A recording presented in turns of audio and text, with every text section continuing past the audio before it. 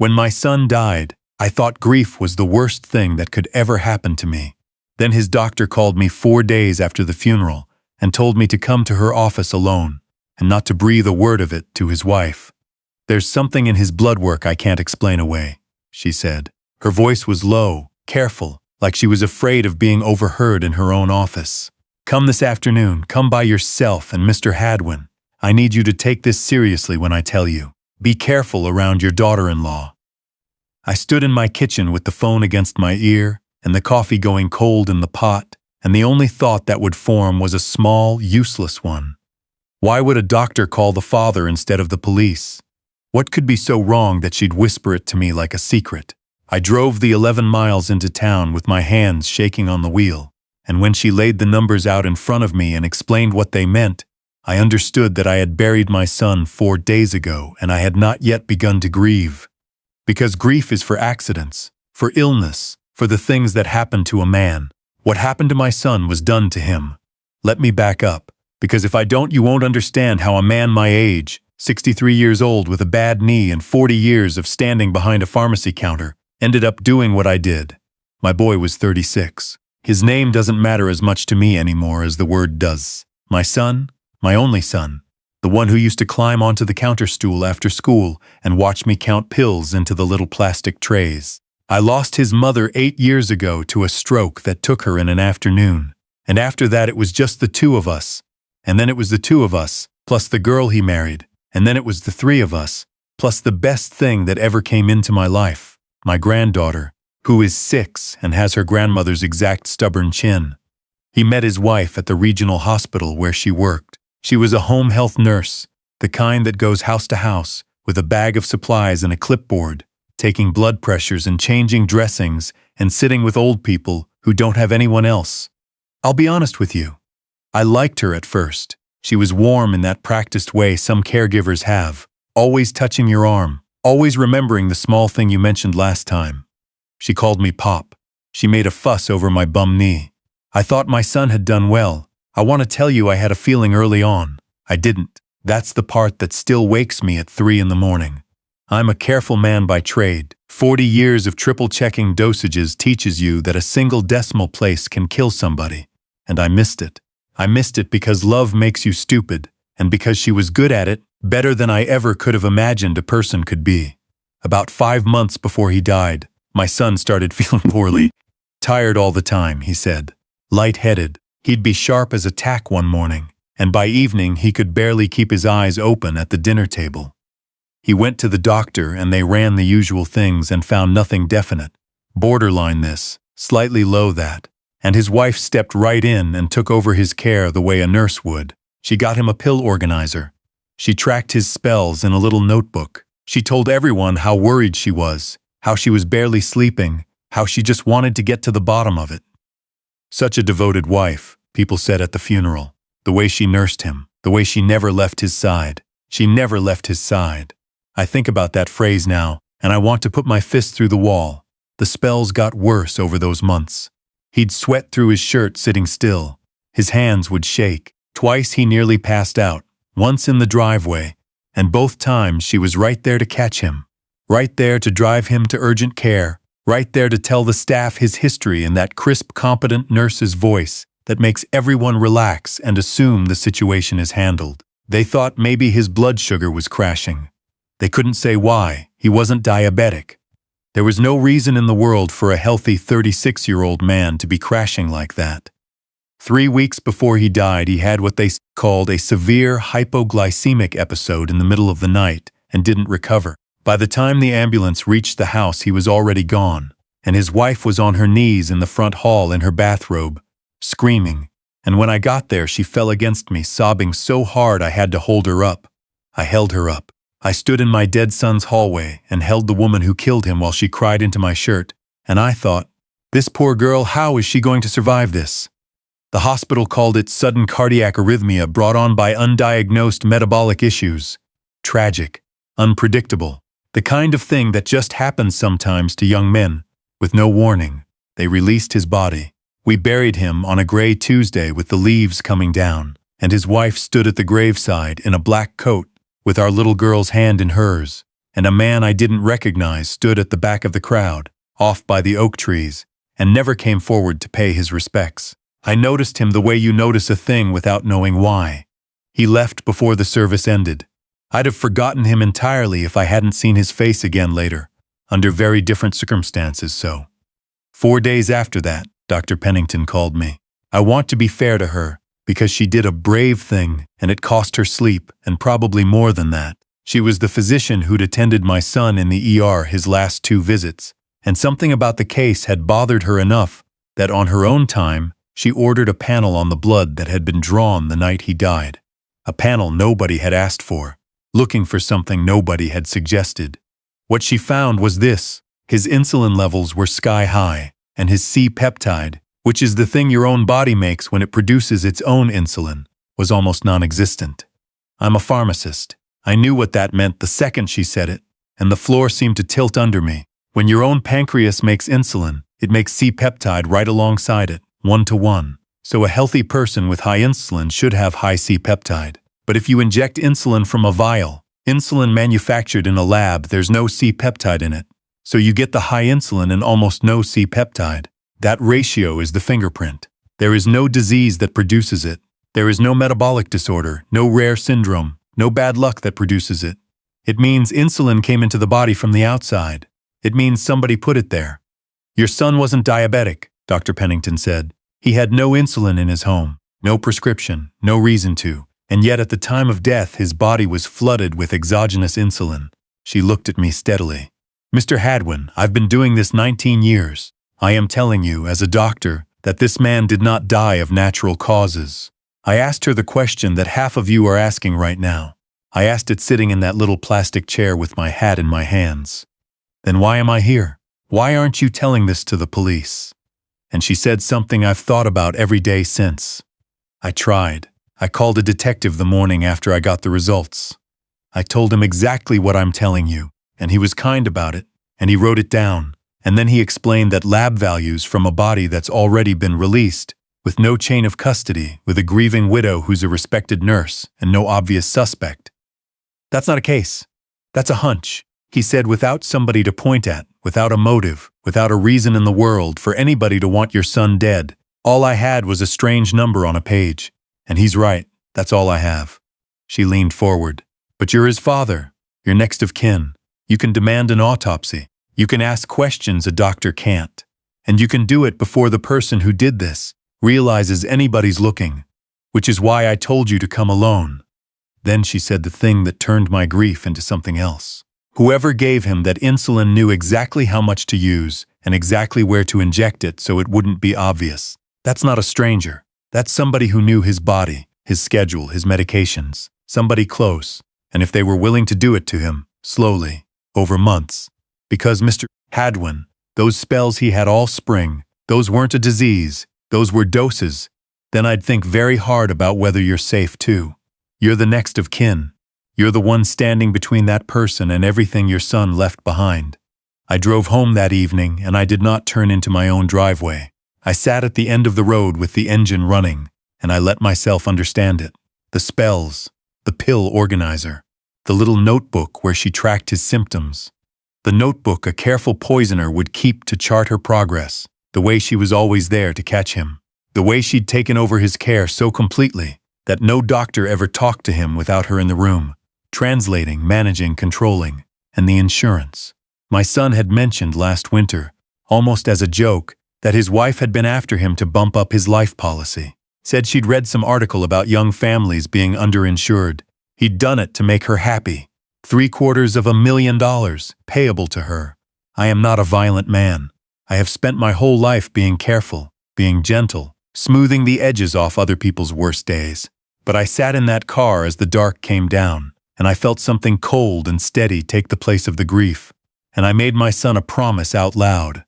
I told him I would find out exactly what was done to him, and I would not stop until somebody answered for it.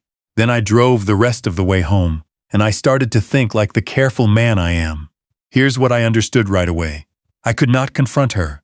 The second she knew I suspected anything, the evidence would disappear, the notebook, the syringes, whatever was left, and I'd be a paranoid old man accusing a heartbroken widow, And worse, I'd be giving her a reason to think about me the way she'd thought about my son. So I did the hardest thing I have ever done in my life. I played dumb.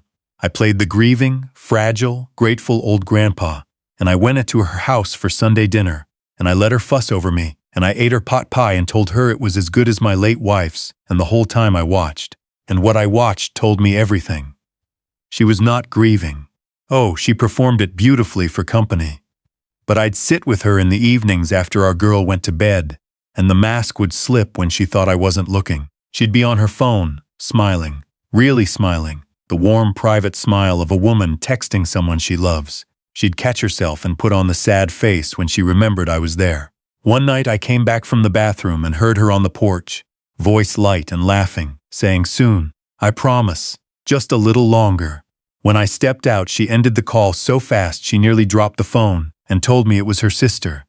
She doesn't have a sister. The next morning I started keeping a notebook of my own. Old habit. I dated every entry and I wrote down everything. Every inconsistency. Every odd phone call. Every time the story shifted. 40 years of catching a customer in a lie about whether they'd already taken their morning dose teaches you that people are consistent when they're telling the truth and creative when they aren't. She was getting very creative.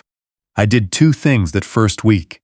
The first was that I went to see the pharmacist in town, a woman named Imelda who'd filled my son's prescriptions for years, who I'd known since before she had her own counter.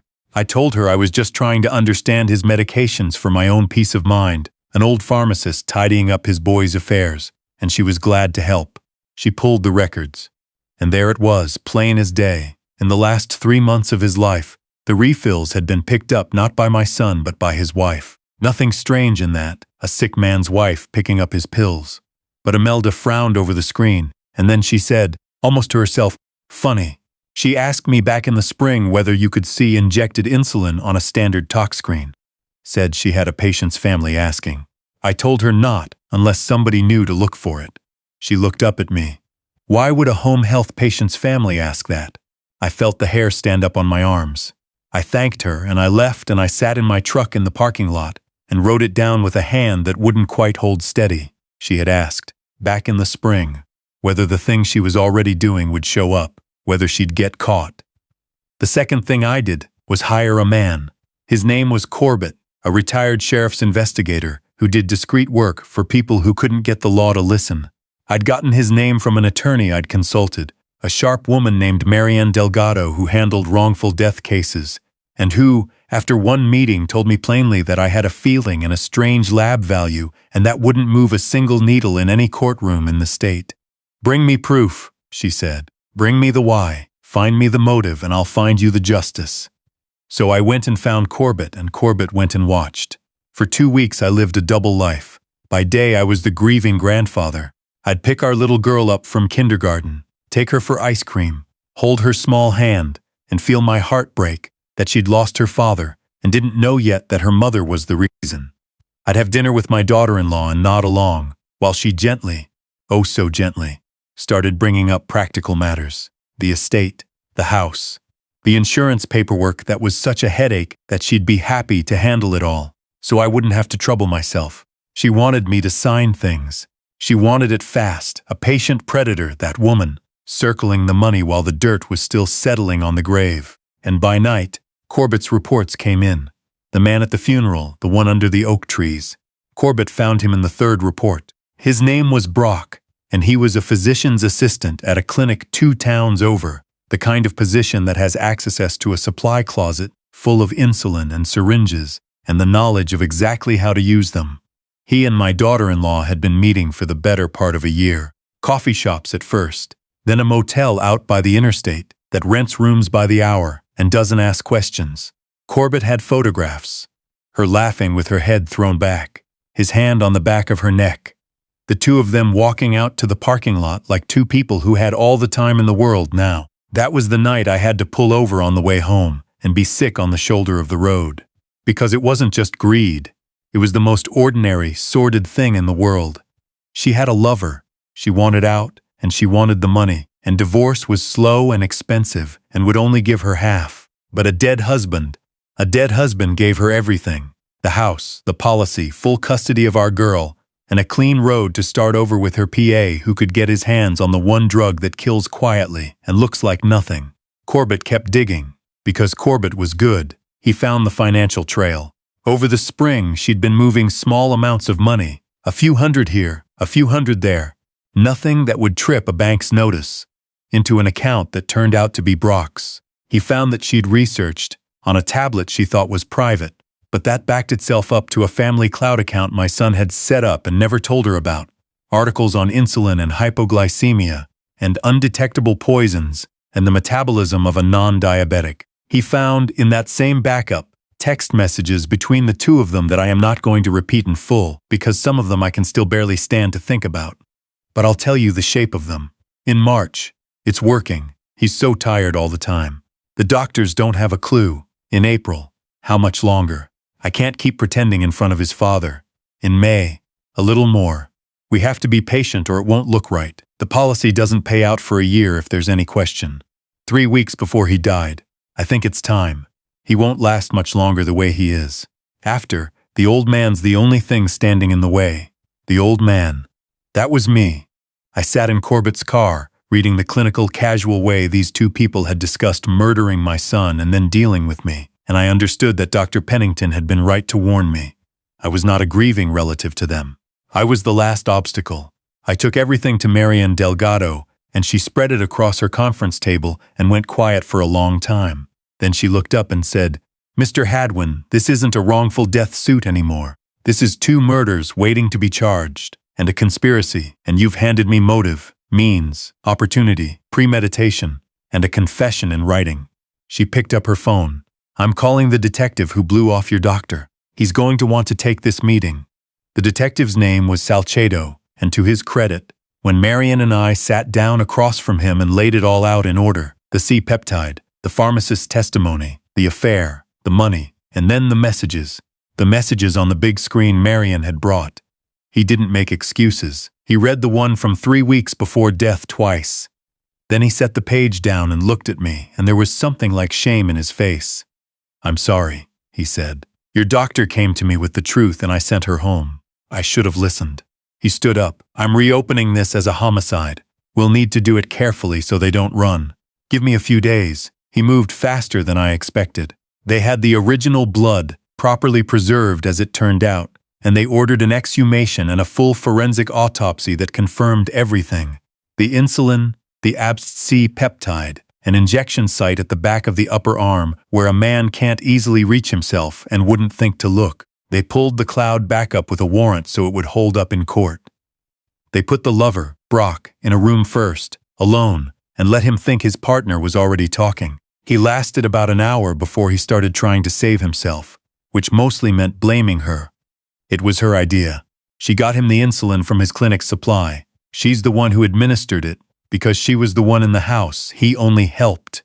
It is a remarkable thing, how fast people who plan a murder together will turn on each other the moment the door closes. They arrested my daughter-in-law on a Thursday morning. I asked to be there, and Salcedo, against regulation probably, let me wait in my truck across the street. I watched them walk up to the door of my son's house, the house where my granddaughter was asleep. Thank God, already taken quietly into protective custody by a social worker an hour before. I watched my daughter-in-law open the door in her robe, that warm caregiver's face already arranging itself into confusion. And then I watched the confusion turn to something else as they read her the words. Conspiracy to commit murder. The murder of her husband. She turned her head and she saw me sitting in my truck across the street, and for 1 second, just one, the mask came off entirely, and I saw what had been living behind it the whole time. There was no grief there. There never had been. There was just rage that an old man had ruined everything. She mouthed something at me through the glass that I won't repeat, and the officers turned her around and put the cuffs on, and that was the last time I ever saw her outside of a courtroom. The trial took the better part of the next year. I sat in the front row of that wood-paneled courtroom through every single day of it. I listened to Dr. Pennington explain the blood work to a jury in plain enough language that I watched 12 ordinary people understand, one by one, that this had not been an illness. I listened to Imelda, the pharmacist, describe the question she'd been asked in the spring. I watched the prosecutor put the text messages up on a screen 6 feet tall, so there was no looking away from them, and I watched a juror in the back row start to cry when she read the one about it working. The lover took a plea and testified against her in exchange for a lesser sentence, and he sat up there in his jail clothes and described, in a flat, dead voice, how the two of them had planned it over the better part of a year, how she'd dose my son in the evenings with his vitamins and chart his decline in her little notebook so she'd know how close she was, how they'd waited and waited because the insurance wouldn't pay if it looked suspicious. When he described the last night, my daughter-in-law half rose out of her chair and screamed that he was a liar, that he'd promised, that this was all his idea, and the judge gavelled her down, and the whole courtroom saw the devoted widow they'd read about in the paper turn into something snarling and cornered. The mask gone for good in front of everyone. They convicted her on every count. She got life without parole. He got 25 years for his part. The insurance company, once the verdict came in, voided the policy entirely, so she never saw a dollar of the money she'd murdered her husband to get, and I'll admit that, of all of it, that was the only part that made me feel anything like satisfaction, not joy. I want to be honest with you, the way I've tried to be honest about all of it. There was no joy anywhere in any of this, but there was a kind of grim rightness in knowing she'd traded everything for nothing. The custody hearing came after, and that one I won, and that one I will spend the rest of my days being grateful for. My granddaughter lives with me now in the house I bought with her grandmother 41 years ago. She's 7 now. She sleeps in what used to be my son's room. She knows her daddy went to heaven, and she knows her mommy did a very bad thing and is far away. And someday, when she's old enough, I will have to find the words for the rest of it, and I dread that day more than I've ever dreaded anything. But that day isn't today. Today she lost a tooth and put it under her pillow, and I sat up after she was asleep and put 2 quarters there and ate the half a cookie she'd left out, because that's the job now. That's my job, to be the one good thing standing between her and the worst of what her family was. People ask me sometimes, the few who know the whole story, whether I feel like I got justice, and I never quite know what to tell them. The woman who killed my son will die in prison. The man who helped her will be old when he gets out. The truth came out in the open in front of God and 12 strangers and a judge. By every measure that the world recognizes, yes, justice was done, but my son is still gone. I still set out 2 coffee cups some mornings before I remember. I still hear his footsteps on the porch sometimes, in that half second between sleeping and waking, before the day comes back and takes him from me all over again. No verdict gave me that back. No sentence ever could. What I have instead is this. I know what happened to him. I didn't let them get away with it. I didn't let them have his daughter or his memory or a single dollar of his life. And when this little girl asleep down the hall grows up and asks me whether anybody fought for her father, I'll be able to tell her that her grandpa did, that an old pharmacist with a bad knee paid attention and asked the right questions and didn't stop. That has to be enough. Some nights, sitting on this porch where I once watched my boy learn to ride a bike, with the lights of our little town spread out below, and his daughter sleeping safe behind me, it almost is.